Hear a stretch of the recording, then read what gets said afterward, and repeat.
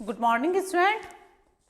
आज हम अपनी ऑनलाइन जो हिंदी की क्लास है कक्षा 7 है, जिसके फर्स्ट वीडियो में हमने इसी चैप्टर के दीर्घोत्तरीय क्वेश्चन आंसर 4 जिनके बारे में जानकारी ली थी। आज उसी से नेक्स्ट हमारे दो क्वेश्चन और रहे हुए थे, 5th and 6th। 5th question में स्टूडेंट आपको दे रखा है, इसमें सर्वधर्म समानता का आशय अपने शब्दों में लिखिए। तो हम दीर्घोत्तरीय क्वेश्चन आंसर है जिसका 5th क्वेश्चन करेंगे।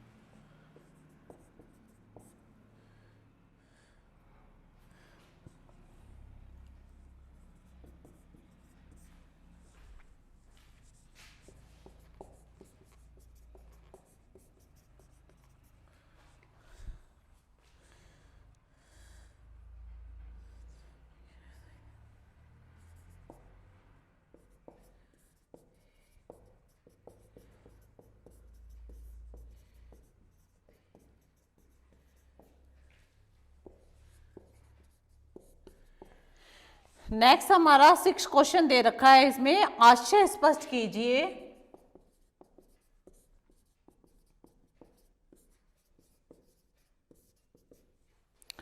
दुख की आंच में तप तप कर उनकी कविता निखरती गई।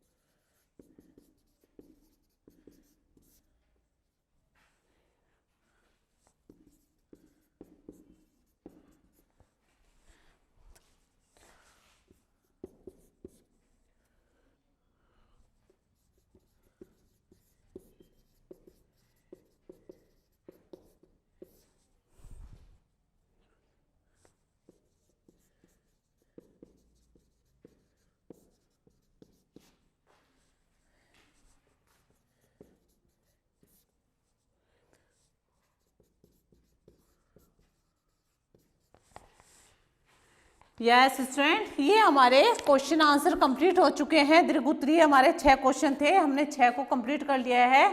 उसके बाद में आपको एक पैराग्राफ दिया हुआ है, अर्थ ग्रहण संबंधी प्रश्न उत्तर है, जिसमें आपको दे रखा है स्कूल के तमिल पंडित अक्सर उन पर छींटाकसी करते थे। छींटाकसी करना यानी उन्हें टोंट कसना। एक दिन कक्षा में ऊंचे आसन पर बैठे हुए भारती को देखकर उन्होंने कहा और ताना मारा, कहा जाता है कि आप कवि कालमेघ है। कालमेघ तमिल के प्राचीन महाकवि हैं, तो उनके बारे में कहा कि ऐसा लगता है जैसे आप तो क्या है महाकवि कालमेघ है। और कालमेघ का दूसरा अर्थ होता है काला मेघ। इतने ऊंचे आसन पर आसीन होकर भी आप बरसते क्यों नहीं, यानी आप इतने ऊंचे बैठे हो लेकिन आप कविताएं क्यों नहीं सुना रहे हो। भारती जी ने झट कहा, जी पंडित होकर भी आप प्रकृति का स्वभाव नहीं जानते, काल मेघ अपनी मर्जी से बरसता है। यानी ऐसा नहीं है कि काले बादल हो गए तो हैंड टू हैंड बारिश हो जाएगी। तो इसका मतलब ये नहीं है कि मैं ऊंचे आसन पर बैठ गया तो मैं कविता सुनाना अभी स्टार्ट कर दूंगा, जब मेरे पास मेरा मन होगा तभी मैं सुनाऊंगा। उनका कहने का अर्थ ये था, पंडितों की आज्ञा से नहीं यह घटना उस उम्र में ही पिताजी की निर्भीकता का परिचय देती है। तो ये आपको पैराग्राफ मैंने पढ़ के बताया। उसके नीचे हमारे 4 क्वेश्चन दिए हुए हैं। सबसे पहला क्वेश्चन क्या दे रखा है स्टूडेंट, भारती जी कक्षा में कहाँ बैठे थे?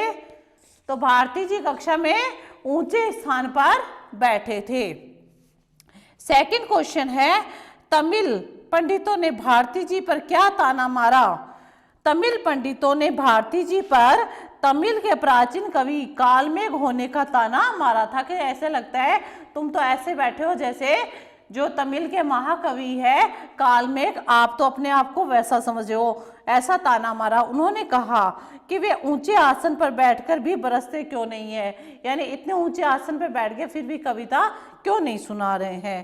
थर्ड क्वेश्चन है, भारती जी ने अपनी तुलना प्रकृति से क्यों की? तो भारती जी ने अपनी तुलना प्रकृति से इसलिए की क्योंकि वे प्रकृति के समान मर्जी के मालिक थे। कि जब मर्जी के मालिक, जैसे अपनी नेचर होती है, अपनी प्रकृति होती है, वो मनुष्य के चलाने पे नहीं चलती है, वो अपनी मर्जी से सारे वर्क करती है। यानी जब उनका समय होता है तभी वे काम करते हैं। ऐसा नहीं कि लाइट लगा दी तो सूर्य निकल गया, या कोई है जैसे लाइटिंग कर दी है तो चंद्रमा की रोशनी आ गई, नहीं, वह अपने समय अनुसार ही करते हैं। तारे भी अपने समय अनुसार होते हैं, दिन भी अपने समय अनुसार होता है, रात भी अपने समय अनुसार होती है। तो ये नेचुरल चीज़ें जैसे अपने आप होती है, तो वैसे उन्होंने कहा भारती जी ने कि मैं क्या है, मैं प्रकृति के स्वभाव का हूँ, मैं दूसरों की मर्जी से नहीं चलता बल्कि अपनी मर्जी से ही काम करता हूँ। इसलिए उन्होंने अपनी तुलना किससे की है? प्रकृति से की, कि मैं अपनी मर्जी का खुद मालिक हूँ। नेक्स्ट आपको दे रखा है विलोम शब्द लिखने हैं। प्राचीन का स्टूडेंट क्या होगा? नवीन होगा। और महान का क्या होगा? तुच्छ। महान मीन्स बड़ा होता है, तुच्छ मीन्स छोटा होता है, तो यानी कम होना। तो स्टूडेंट ये हमारा है चैप्टर है, जो थर्ड चैप्टर था वो कंप्लीट हो चुका है और इसको आपको नोटबुक में करना है। क्वेश्चन आंसर भी आपको लर्न करने हैं। Thank you.